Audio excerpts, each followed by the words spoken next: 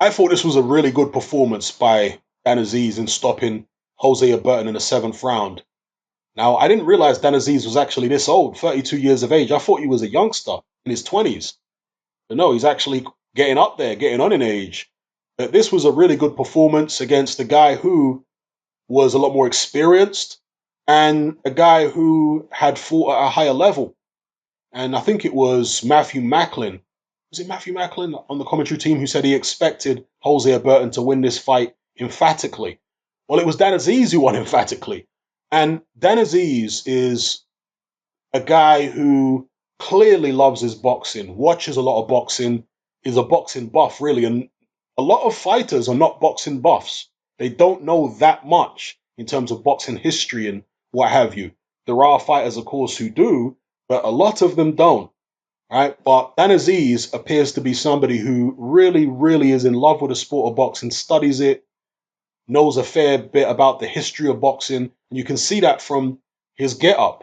He wears the shorts and the socks like an old school boxer from the 1980s or the 1970s. And he has that same kind of work ethic of one of the fighters back then. Really trains hard, works on his craft, because as he said in the post-fight interview, he's not the most naturally talented fighter. And if you're not the most naturally talented fighter, you need to work on the technical aspects of your game. And Dan Azeez in this fight was technically very good. He was applying pressure, but it was educated pressure. He was keeping his hands up as he came in. He would throw his jab, right? He would often leap in with the jab to really push Hosea Burton back. And he wouldn't just rush straight forward recklessly. He would kind of stutter his attacks, wait for Hosea Burton to throw something, and then he would move his head. Yeah, and then go back to the jab. And yeah, just real good educated pressure, using the jab well. Power shots were good, left hooks, right hands over the top. Body shots were going in there. And he just broke Hosea Burton down. He was landing clean from the opening round. And he didn't lose a round, actually. In fact, I'd like to see what the scorecards were for this fight, because if they had it any other way than Dan Azeez winning every single round, I mean, if you really wanted to be generous, you might have given Hosea Burton one round, although I think that is even a stretch. And the reason I say this is because the promoter of the show, Ben Shalom, was sat next to the Furies, which I found curious. So he sat next to the Furies, and of course, Hosea Burton is Tyson Fury's cousin. So I was thinking, I hope the scorecards are going to be legitimate here. Oh, we're not going to get any funny business if Dan Azeez doesn't manage to take him out. But that was all irrelevant because, of course, he did take Hosea Burton out, punished him throughout the fight. Hosea Burton's always been a guy that's very upright, but no one's been able to exploit his uprightness as much as Dan Azeez did. I remember watching Hosea Burton against Bolotniks. I think that was 2020, wasn't it?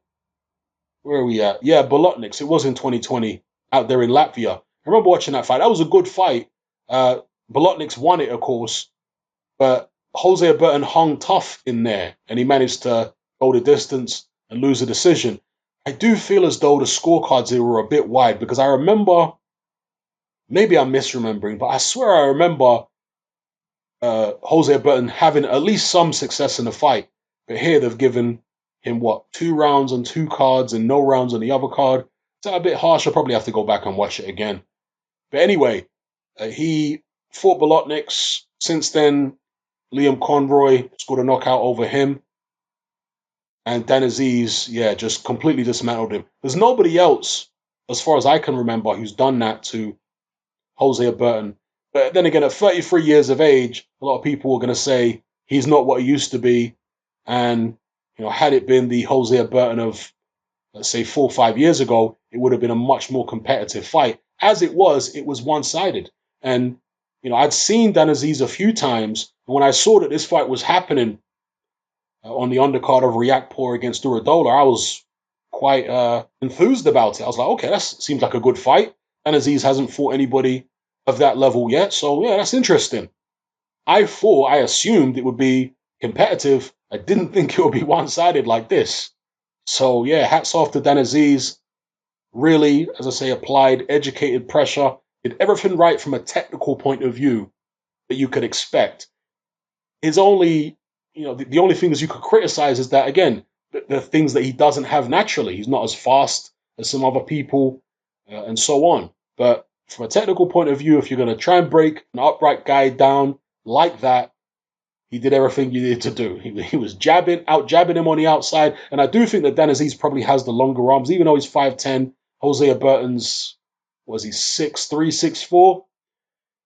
I'm not sure if Azeez has the longer arms, but he looked like his arms were as long as Hosea Burton's or close to as long as Hosea Burton's. And sometimes that can happen with shorter fighters. Adonis Stevenson, I was just watching this fight an hour ago or something, Adonis Stevenson against Tony Bellew, and you can tell in the ring, even though Stevenson's 5'10", Bellew's 6'3", you can tell just by looking at them in the ring that Stevenson's got the longer arms, and he was able to control things on the outside. Don't think there's that much of a difference in reach between Dan Azeez and Hosea Burton, but again, his arms were long enough to allow him, even with leaping in and stuff like that, to compete on the outside, well, actually dominate on the outside, truth be told, with Hosea Burton. And yeah, Burton was just caught with his head in the air far too many times, wasn't bending at the waist enough.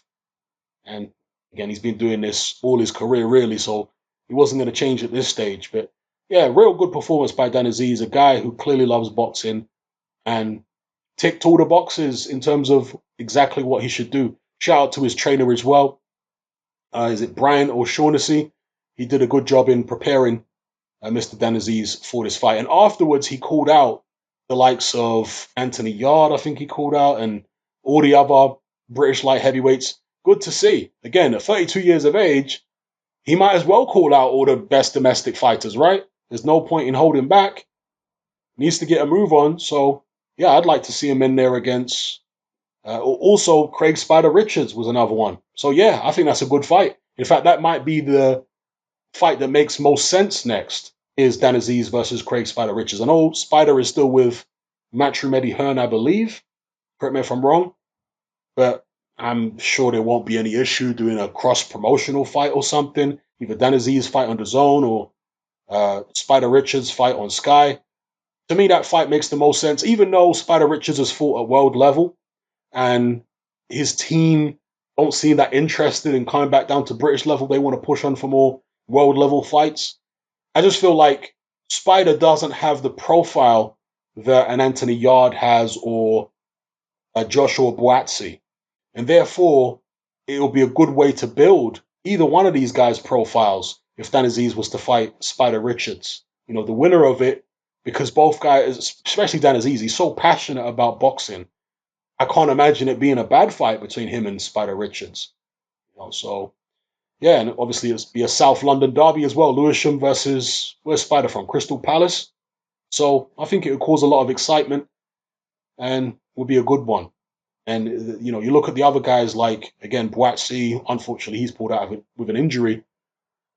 Going to be a good fight. He was going to be involved in a good fight. Excuse me. Buatsi, Yard, he's obviously fighting Lyndon Arthur. Those guys in terms of profile are a bit above Azeez. So I'm not sure whether they would really need that particular fight right now. But somebody like Spider and a couple other guys, they could go ahead and fight. So anyway, let me know what you guys think in the comments below about Dan Azeez's performance, his victory over Hosea Burton. Is it what you expected? Maybe some of you guys out there thought that Dan Azeez would do this. Perhaps you didn't think that Dan Azeez was amazing as a fighter, but you thought that Hosea Burton was sufficiently diminished and that he was on the slide enough for this kind of thing to happen. I saw G-Man, well, actually, he was talking in one of my Discord servers, and I think he picked Dan Azeez to win, but he at least expected Dan Azeez to win, but he thought he would probably be on points. He didn't think that he would do it so emphatically and in a one-sided fight where he stopped the guy in 7 rounds. So let me know how you guys thought the fight would go, and let me know what you felt about his performance and who you'd like to see Dan Azeez fight next.